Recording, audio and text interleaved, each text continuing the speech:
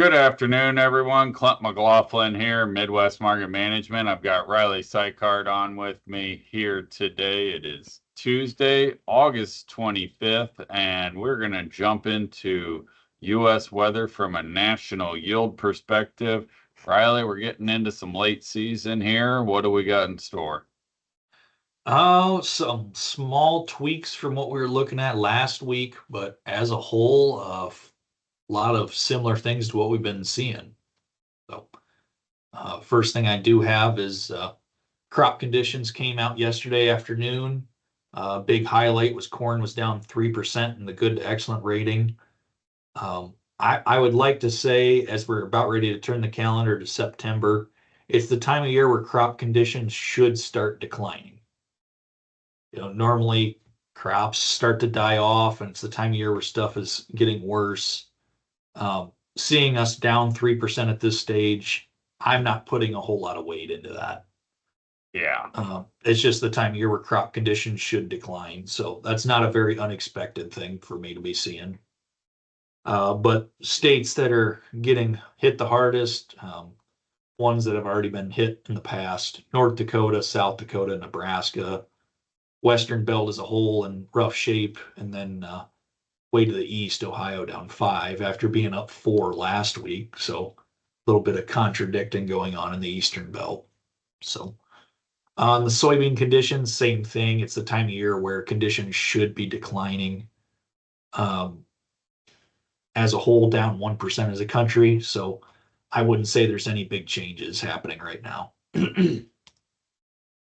What is going on over the next, excuse me, week?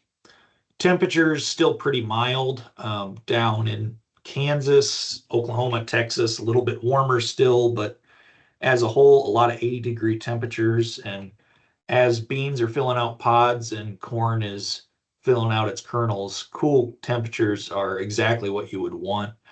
It helps promote better fill out, better test weight, and that's exactly what these crops need right now. So continued cool temperatures would be nice. However, 6 to 10 day has a lot of the southern growing area getting a little warmer, upper 90s, lower hundreds in Kansas, and just a little bit warmer as you go north. Still a lot of temperatures though in August in the 80-degree range, and that's tough to say there's any kind of big issue there. So 6 to 10 day warmer, but I would not say overly concerning, especially if you, as you're looking at this calendar wise, this is getting you into September.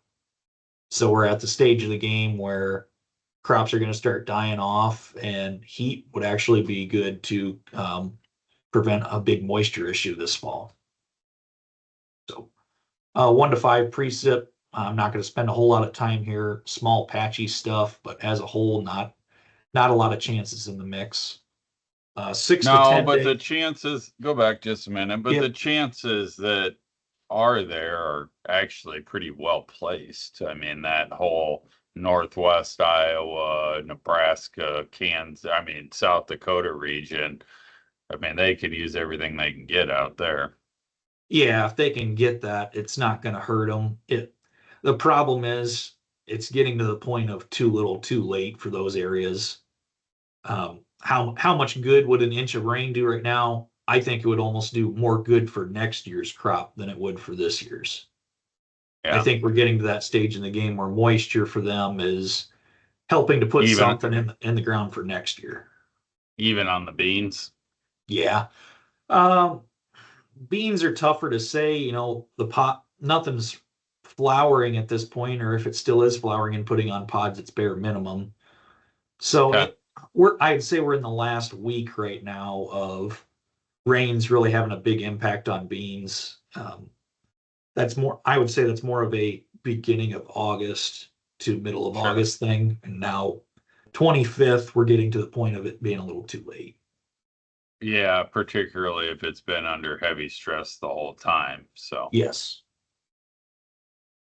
So six okay. to 10 day, this is where there is more rain in the mix. Minnesota, Iowa, Northern Illinois looking to be the main regions. That far eastern side of Iowa, Northern Illinois, I think those guys would rather miss the rains if they could. Um, there were big storms there again last week, so they're at the stage they don't need any rainfall. So that's doing, well, I wouldn't say it's doing a whole lot of good or a whole lot of bad at this stage. More of just, well, there's rain in the mix. So 6 to 10 days still has some rain being shown. The one area that I do like that, North Dakota. And like I mentioned before, how much of that's helping this year's crop, I'm not very sure. But if they can get some moisture in the ground for next year, I know that would certainly help them out. So putting everything together, 1 to 13 day. For this time of year, it is a wetter forecast than you would expect, but a lot of areas in the 1 to 2 inch range over the next 2 weeks, and certainly wouldn't be a terrible thing, but not a huge benefit as you're getting out into the 7th of September. So that's what's going on the weather standpoint, Clint. Unless there's big changes coming in the next 10 days, I think it's safe to say this crop has some serious issues, but at the same time, as a country, I think the national yield is going to be pretty high for corn and beans.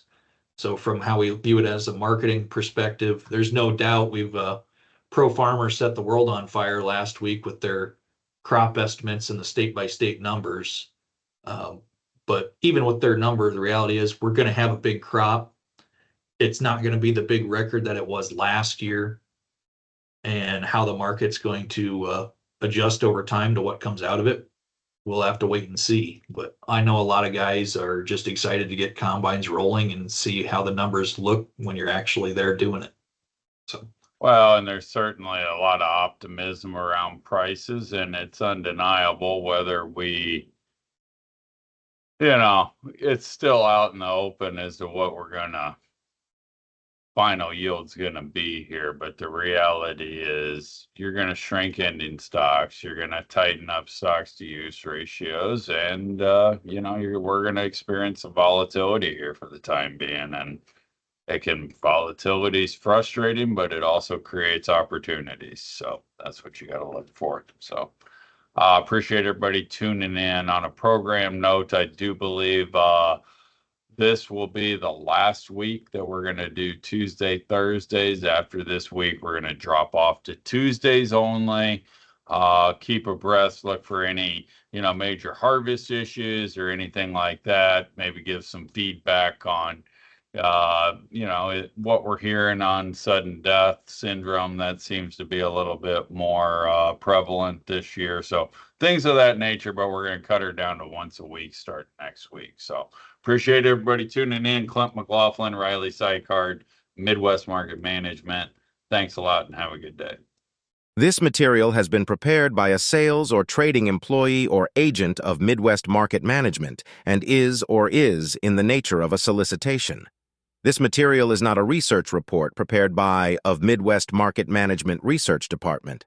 By accepting this communication, you agree that you are an experienced user of the futures markets, capable of making independent trading decisions, and agree that you are not and will not rely solely on this communication in making trading decisions. Distribution in some jurisdictions may be prohibited or restricted by law. Persons in possession of this communication indirectly should inform themselves about and observe any such prohibition or restrictions. To the extent that you have received this communication indirectly and solicitations are prohibited in your jurisdiction without registration, the market commentary in this communication should not be considered a solicitation. The risk of loss in trading futures and/or options is substantial, and each investor and/or trader must consider whether this is a suitable investment. Past performance, whether actual or indicated by simulated historical tests of strategies, is not indicative of future results.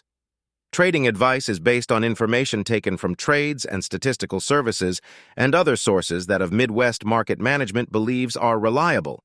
We do not guarantee that such information is accurate or complete, and it should not be relied upon as such. Trading advice reflects our good faith judgment at a specific time and is subject to change without notice. There is no guarantee that the advice we give will result in profitable trades.